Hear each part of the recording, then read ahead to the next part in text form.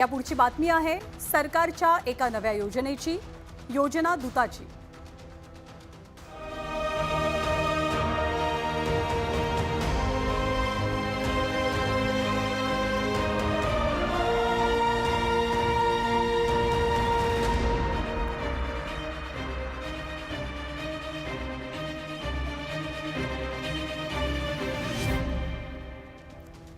सरकारचे योजना दूत बना आणि महिन्याला 10,000 रुपये कमवा।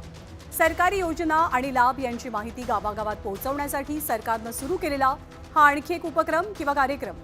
या उपक्रमाअंतर्गत आता लवकरच 50,000 योजना दूतांची निवड केली जाणार आहे। या योजनेमुळे मोठ्या प्रमाणात रोजगार निर्मिती होणार असली तर या योजनेवरती होणाऱ्या 300 कोटींच्या खर्चावर विरोधक सवाल उपस्थित करतात।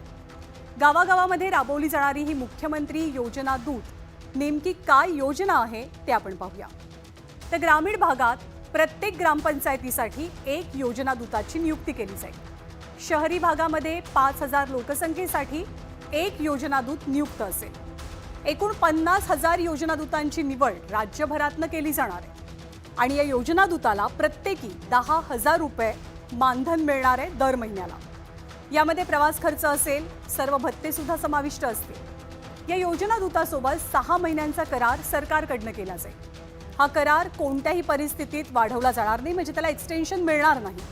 6 महिन्यानंतर योजना दूतांचं काम संपणार आहे अशी सरकारी योजना दूताची आहे। तर राज्य सरकार 50,000 तरुणांची 6 महिन्यांसाठी दरमहा 10,000च्या मानधनावरती नियुक्ती करणार आहे। त्यामुळे निदान राज्यातील 50,000 बेरोजगारांच्या हाताला 6 महिन्यांसाठी तरी काम मिळणार असून त्यांना त्याचा मोबदलाही दिला जाईल। योजना दूत म्हणून तुमची जर काम करायची इच्छा असेल तर तुम्हाला काय करावं लागेल? तर या योजना दूत बनण्याची वयोमर्यादा आहे 18 ते 35 वर्ष। या वयोगटात तुम्ही असाल तर तुम्ही योजना दूत बनायला पात्र ठरता। शैक्षणिक पात्रता काय? तर कोणत्याही शाखेचा किमान पदवीधर असणं तुम्ही गरजेचं आहे। संगणकाचं, कॉम्प्युटरचं बेसिक ज्ञान हे तुमच्याकडे असायला हवं। उमेदवाराकडे अद्ययावत मोबाईल म्हणजे स्मार्टफोन असावा अशी अपेक्षा आहे। उमेदवार हा महाराष्ट्राचा आदिवासी असावा, रहिवासी असावा अशी सुद्धा अर्थातच एक अट आहे। उमेदवाराचं आधार कार्ड कंपल्सरी आहे आणि त्याच्या नावाचं एक बँक खातं आधार संलग्न असावं, म्हणजे आधारशी जोडलेलं असावं। उमेदवाराला https://rozgar.mahavayam.go.in या वेबसाईटवरती ऑनलाईन अर्ज करावा लागणार आहे। ही वेबसाईट कोणती आहे ती तुम्हाला इथे स्क्रीनवरती दिसते। तर ग्रामपंचायत कार्यालयामध्ये सुद्धा तुम्हाला अर्ज कसा करायचा आणि भरती प्रक्रिया कशी राबवली जाईल याची संपूर्ण माहिती मिळणार आहे। योजना दूत ही योजना काय आहे तर गावातला जो बेरोजगार तरुण किंवा तरुणी आहे तिला योजना दूत बनवायचं, तिला रोजगार निर्माण करून द्यायचा आणि ती योजना लोकांपर्यंत पोचवायची, म्हणजे नुसती प्रसिद्धी पोचवायची नाही आहे तर ती योजना राबवली जाते का, ती योजना राबवली गेली का, त्याच्यातनं किती लोक वंचित राहिलेत, किती लोकांना आपण अजून त्यांना फायदा मिळवून देऊ शकतो याचं कोऑर्डिनेशन करण्यासाठी तो योजना दूत आहे। आणि त्या योजना दूताला जर नाकारणं विरोधकांचं काम असेल तर ते युवा पिढीवर अन्याय करतायत असं माझं स्पष्ट मत आहे।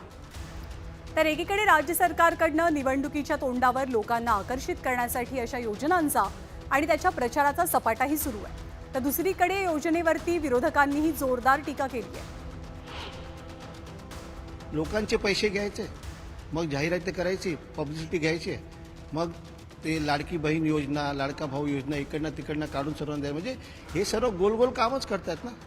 आणि कोणाचे पैसे? त्यांचे स्वतःचे पैसे काय? त्यांचे खिशातनं घेतले पैसे, लोकांचे पैसे ना। लोकांनी त्यांना हक्क दिलाय का त्यांचा पैसा वापरायचा देता स्वतःची पब्लिसिटी? म्हणून मी सांगतो की जनता हे सर्व बघतंय। परत मी सांगतो, महायुती सरकार जे आता आहे ते पडणार आणि लोक महाविकास आघाडीला मत देणार।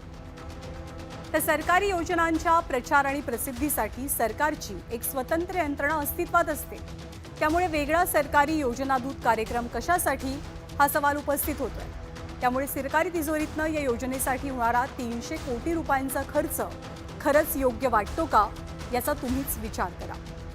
आणि यानंतर बुलेटिनमध्ये वेळ झाली आहे छोटासा ब्रेक घेण्याची, पण ब्रेक नंतर बातमी राज्यातल्या 2 लाडक्या शिक्षकांची।